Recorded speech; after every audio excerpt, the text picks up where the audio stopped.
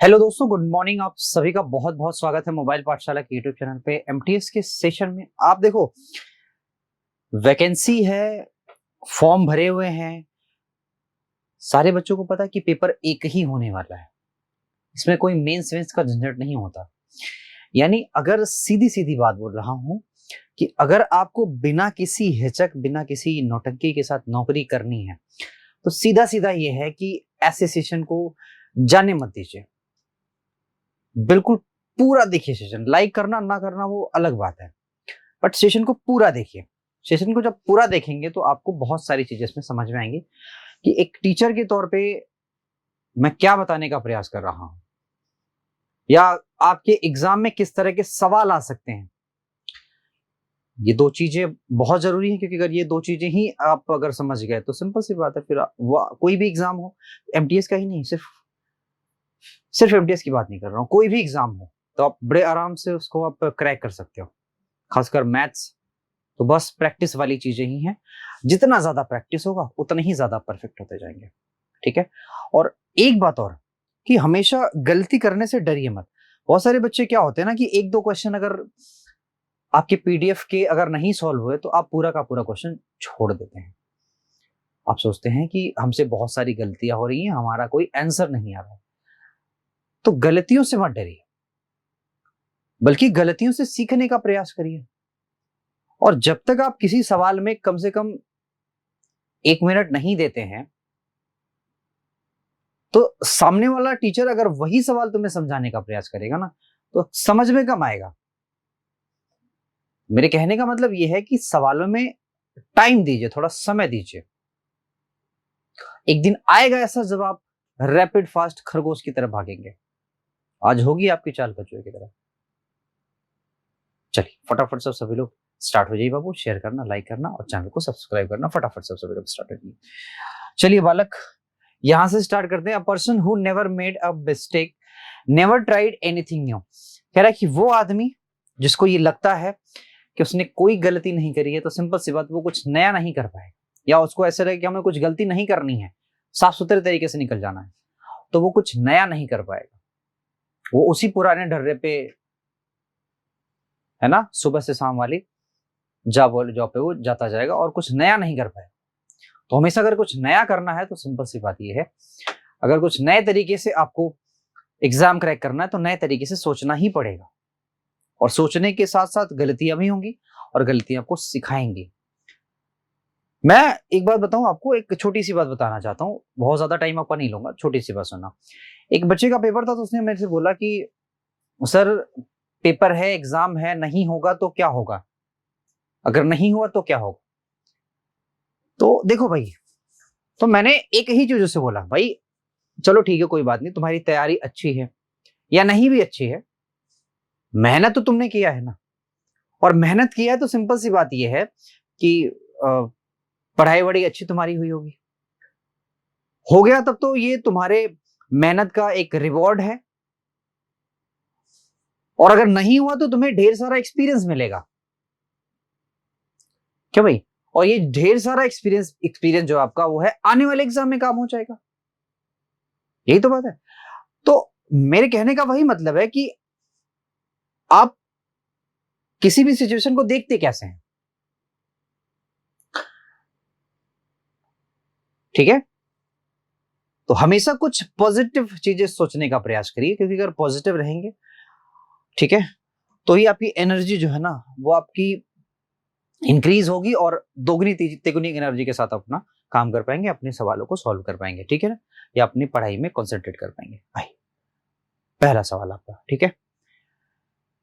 एक कक्षा 10 के 32 छात्र हैं। ठीक है बालक। और कह रहा है उसी कक्षा के 40 छात्र हैं। दोनों का औसत आपको निकालना। तो देखो, मैं पहले सेशन में मैंने ऐसे सवालों को किसी और तरीके से बताया था। इस सेशन को लाने का यही मतलब है कि आप डिफरेंट डिफरेंट टाइप के तरीकों को सीखो और बताओ कि आप सीखे हो कि नहीं सीखे। तो जैसे ये सवाल है, तो सबसे पहला आपको काम ये करना है कि ये जो छात्रों की संख्या दी गई है ना, अब इसका ले लो रेशियो। तो सर 8 चौका 32, 8 पंजे 40, ये हो गया रेशियो। और रेशियो को नीचे लिखो, यहाँ 4 यहाँ 5। समझ गया क्या? ये रेशियो भाई साहब, रेशियो हो गया। अब भाई ये जो 4 छात्र थे, यानी कि जो 32 वाले छात्र हैं, इनका जो औसत है वो 60 है। क्लियर है? और 33 छात्रों का जो औसत है, सॉरी 40 छात्रों का वो औसत 33 है। तो हमें पूछा जा रहा है कि बताओ ये वाला औसत क्या होगा, यहां जो नंबर आएगा उसका औसत क्या होगा, यहां जो नंबर आएगा उसका औसत क्या होगा, यही हमें देखना है, चेक करना है। ठीक है, क्लियर है भाई? आएगा समझ में? तो ये वाला नंबर लाने के लिए आपको करना क्या होगा, यानी कि दोनों कक्षाओं का औसत अगर प्राप्त करना तो आपको क्या करना पड़ेगा, ध्यान से सुनिएगा। हम क्या करेंगे, इनका डिफरेंस लेंगे।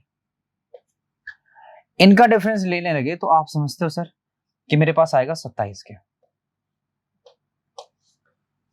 और 27 को मेरे भाई ना इन्हीं अनुपात में आप बांट लीजिए, यानी कि 4:9 के अनुपात में बांट लीजिए, 4:5 के अनुपात में बांट लीजिए। तो 5 4 9 यूनिट बराबर होगा इस चीज के, यानी 1 यूनिट की वैल्यू हो जाएगी 9 3 27 के, क्यों जी? और 4 यूनिट की वैल्यू, 1 यूनिट की वैल्यू 3, तो 4 की वैल्यू 12, 5 की वैल्यू 15। तो अगर आपको ये चीज चाहिए तो या तो 33 में 12 को जोड़ दो, या तो आप 60 में से 15 को घटा दो। सर जी दोनों ही कंडीशन में मुझे लग रहा है कि 45 आंसर मिलेगा। तो सवाल लगाने के तरीके को आप देखो कि आपने क्या किया। आपने किया ये कि बाबू 2 तरीके के हमारे नंबर थे, इन दोनों ही नंबर को मैंने क्या किया, अलग अलग, है ना, बांट करके हमने एक साथ एवरेज निकाल लिया, और वो एवरेज क्या है, 45। बोलो कंप्लीट, क्लियर, कोई समस्या नहीं? चलिए इसी तरह से बालक इस वाले सवाल को करने का प्रयास करिए। इसी तरीके से जैसे ये वाला सवाल है, तो आप बोलोगे सर ये वाला सवाल तो ऐसे नहीं हो सकता। मैं बोलूंगा हो सकता है, चिंता मत करो, लेकिन ये वाला तरीका थोड़ा सा और लंबा हो जाएगा। अब हमें किसी और तरीके को देखना पड़ेगा।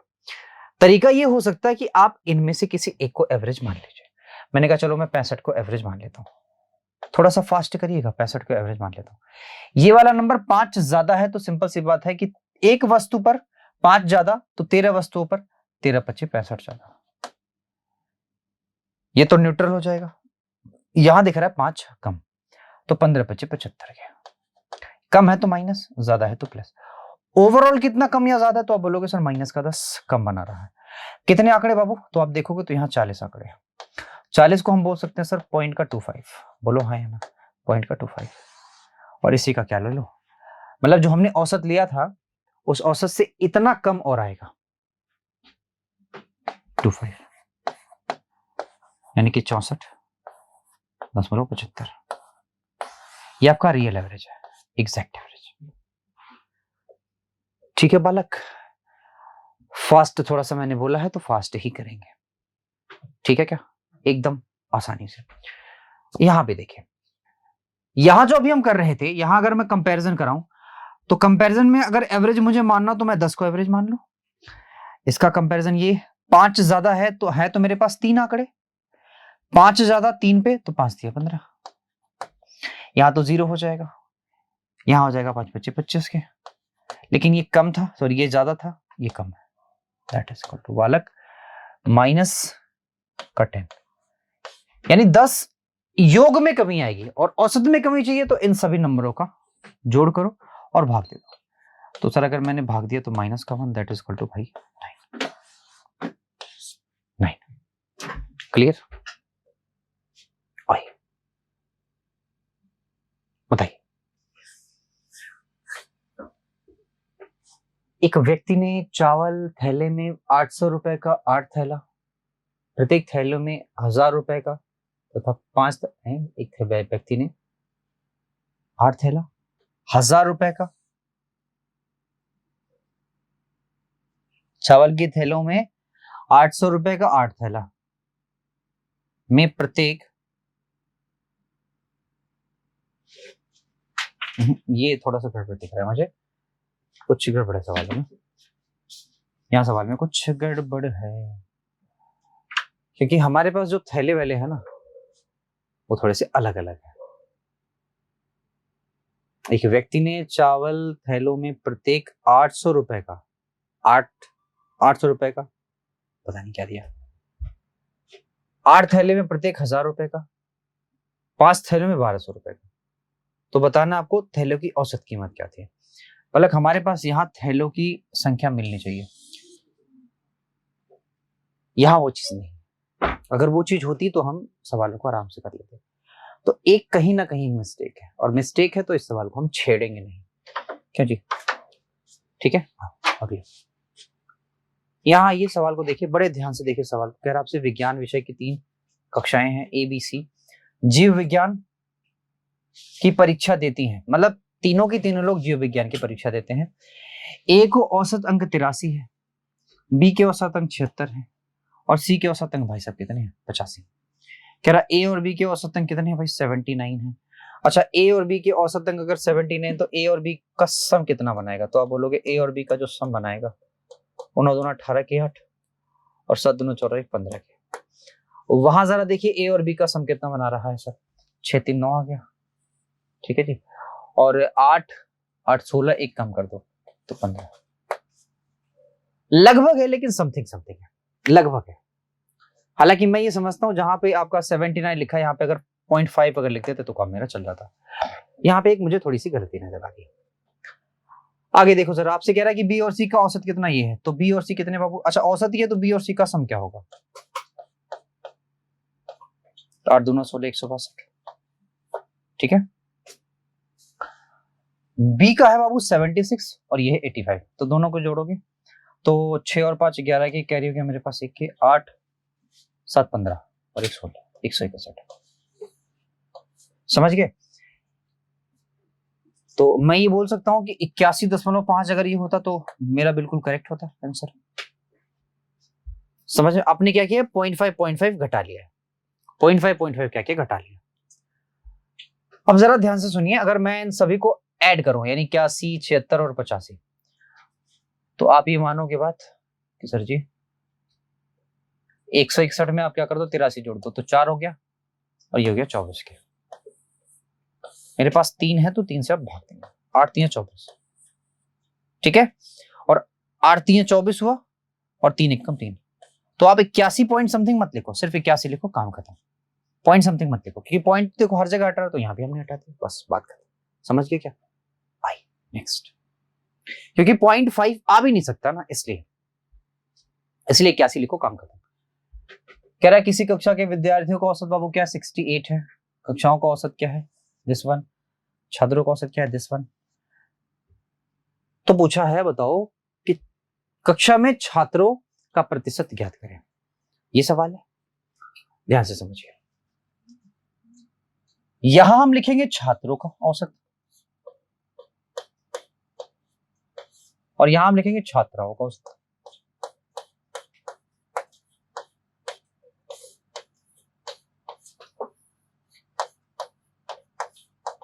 समझ गए?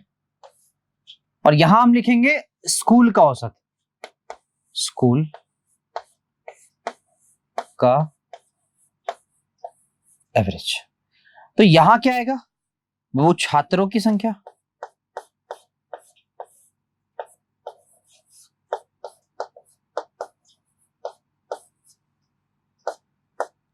यहां क्या आएगा बाबू? छात्राओं की संख्या।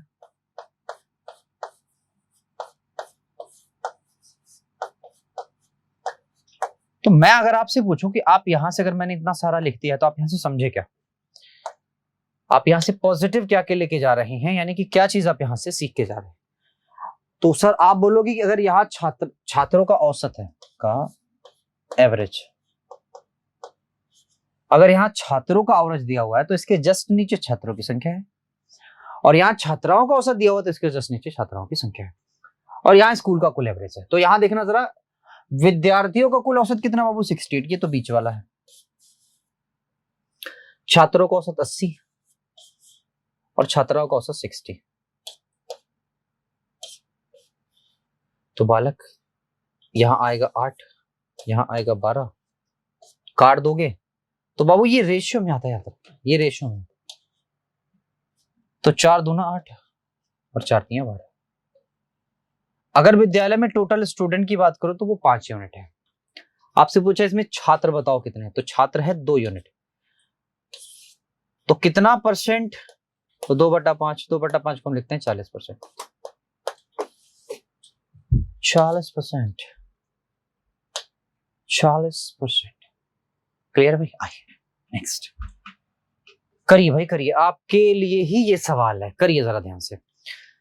देखो मेरे भाई, आप सभी को मैं एक चीज बता दूं, बार बार मैं एक बार कह रहा हूं आपसे, बार बार कह रहा हूं कि अगर ऐसे आपके एग्जाम में सवाल आ जाए तो आपको क्या करना है। ध्यान से मेरी बात सुनिए। बोला इसने कि 15 विद्यार्थियों का जो औसत है वो 1.5 बढ़ जाता है, जबकि 40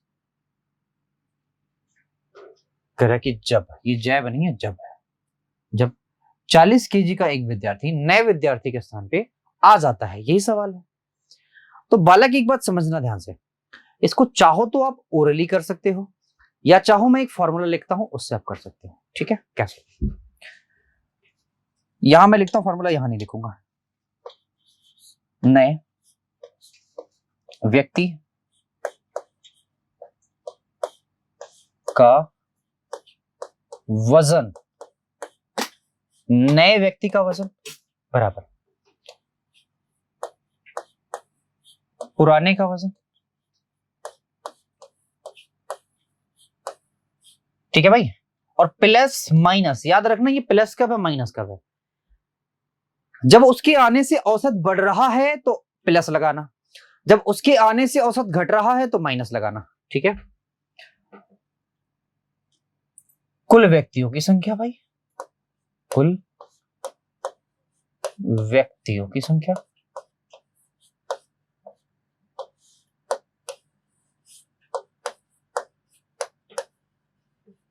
ठीक है भाई? और भाई मेरे गुणा बढ़ा हुआ औसत, बढ़ा हुआ औसत, यानी जिसको बोलेंगे एवीजे। ठीक है क्या? तो ये आपका फॉर्मूला है, ये आपका फॉर्मूला है। अब इस फॉर्मूले का यूज करके दुनिया का कोई भी सवाल उसको आराम से आप टैकल कर सकते हैं, सॉल्व कर सकते हैं।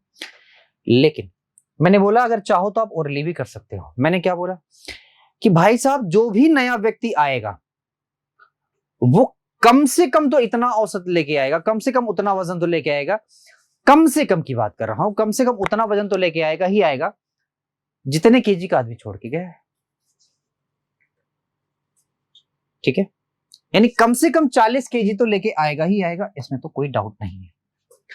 अब कह रहा है कि 1.5 केजी वजन ही बढ़ा दिया, सबका वजन ही बढ़ा दिया 1.5 केजी, यानी हर आदमी के हिस्से का 1.5 केजी फालतू कर दिया। इसका क्या मतलब है भाई? इसका सीधा सीधा मतलब है कि हर आदमी के हिस्से का, 15 आदमी थे, 15 के 15 आदमी के हिस्से का वो 1.5 केजी फालतू लेके आया, तभी तो औसत बढ़ा 1.5 केजी।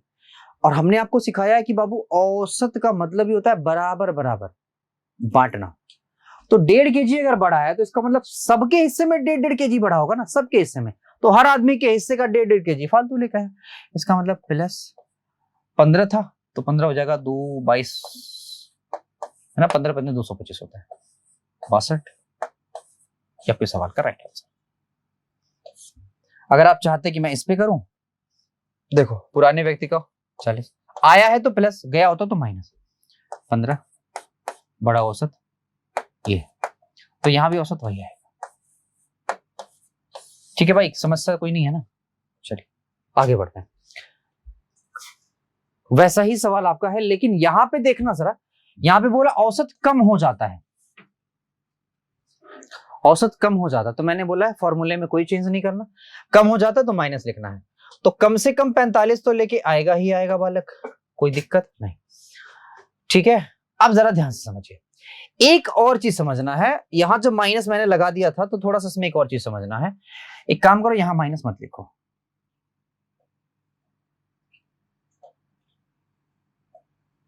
अच्छा माइनस लिखते रहो, लेकिन एक और चीज देखो यहां पे ध्यान से। अभी छोड़ दो, अभी अभी आगे इसको छोड़ो, अभी थोड़ा सा समझो, फिर इसके बाद पहले सवाल पढ़ लो अच्छे से। बोला है कि किसी कक्षा के 50 विद्यार्थी, उनका औसत क्या होता है 45 केजी। जब एक विद्यार्थी कक्षा छोड़ के चला जाता है, यानी छोड़ के जाता है भाई, वापस नहीं आता है कोई आदमी, अगर वापस आता तो वो फॉर्मूला था, यानी एक व्यक्ति दूसरे व्यक्ति को रिप्लेस कर रहा था तो वो फॉर्मूला था। यहां तो कोई रिप्लेसमेंट वाली बात है ही नहीं। क्यों नहीं है भाई? क्योंकि यहां आदमी जा रहा है, वापस नहीं आ रहा है।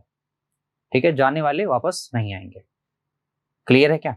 तो जाने वाले अगर वापस नहीं आ रहे हैं तो सिंपल सी बात यह है कि अब जो मैं फॉर्मूला यहां पे लिख रहा था कि बालक नए व्यक्ति का वजन पुराने व्यक्ति का वजन प्लस माइनस, तो सिंपल सी बात, अगर औसत कम हुआ तो माइनस ही लगेगा।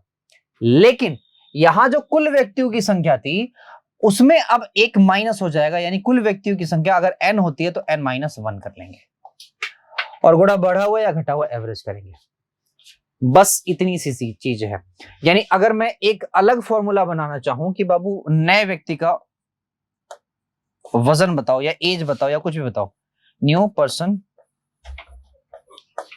एज और समथिंग जो भी चीजें हो, तो दैट इज इक्वल होगा बाबू वही, यानी old age minus n minus 1 average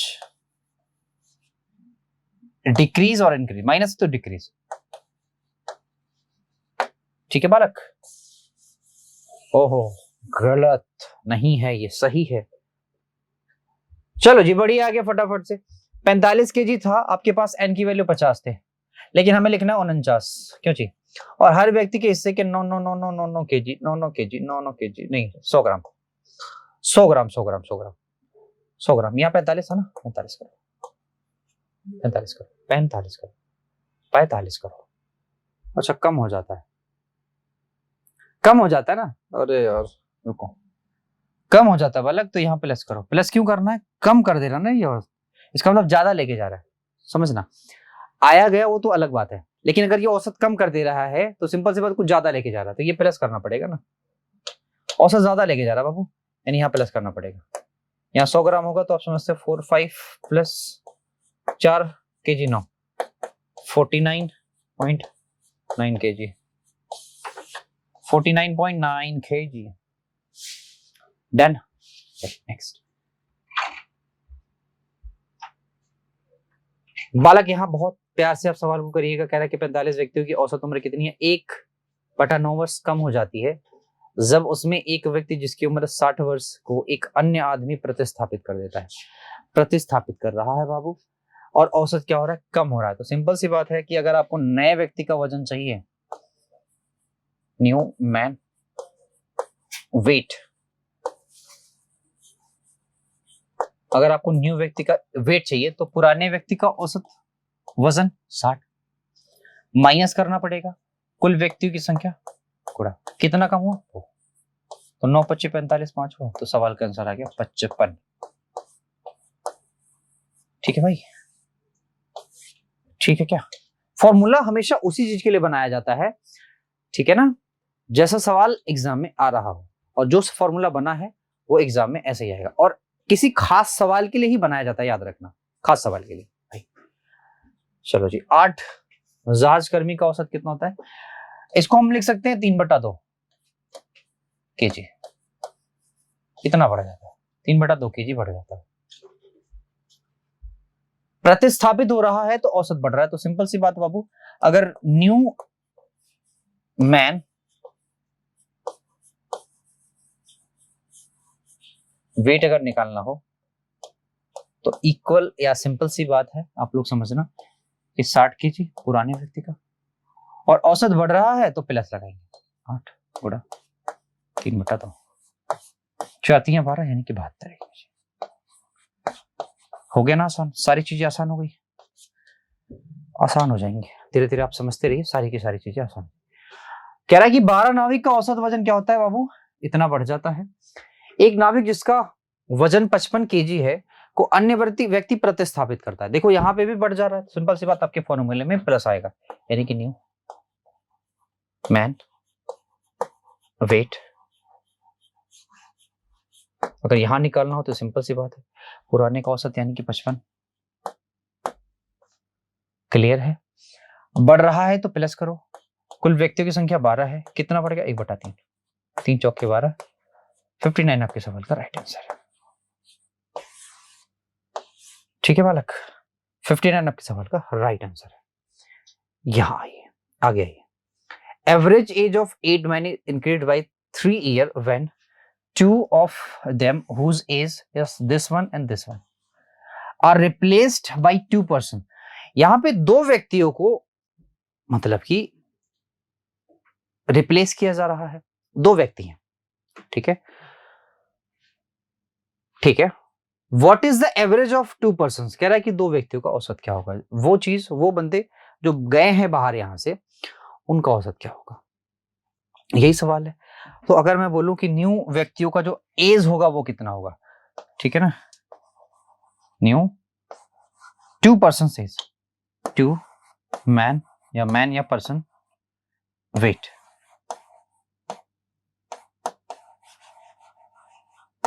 that is equal to पुराना एज। तो भाई पुराना एज मेरे पास 64 दिख रहा है, और इंक्रीज हुआ है कितना सर, इंक्रीज हुआ है 3 ईयर, तो प्लस होगा 3 मल्टीप्लाई बाई 8। तो इसका मतलब यह है कि सर यहां हो जाएगा 64 के 8 चौका, सॉरी 8 तिया 24 के। क्लियर दोस्त, 4 4 8 और 6 2 8। एवरेज निकालना तो बटा 2 कर देना बाबू, 44 इनका एवरेज आ गया। यानी कि नए लोग जो एवरेज, देखो इनका सम आया था 88, लेकिन नए व्यक्ति का अगर औसत निकालना है तो बाबू वो 44 आएगा। ठीक है क्या, चलिए यहां तक हमारे सारे के सारे सवाल थे। आप सभी लोग ऐसे सवालों को बार बार प्रैक्टिस करिए। बहुत ऐसे ऐसे सवाल थे जो आपके एग्जाम में डायरेक्ट ऐसे ही पूछ लिए जाते हैं, ठीक है। तो बाकी आप पढ़िए, प्रैक्टिस करिए, मस्त रहिए। बाकी चैनल को लाइक करिए, शेयर करिए और सब्सक्राइब जरूर करिए, ठीक है। Thank you so much, bye bye.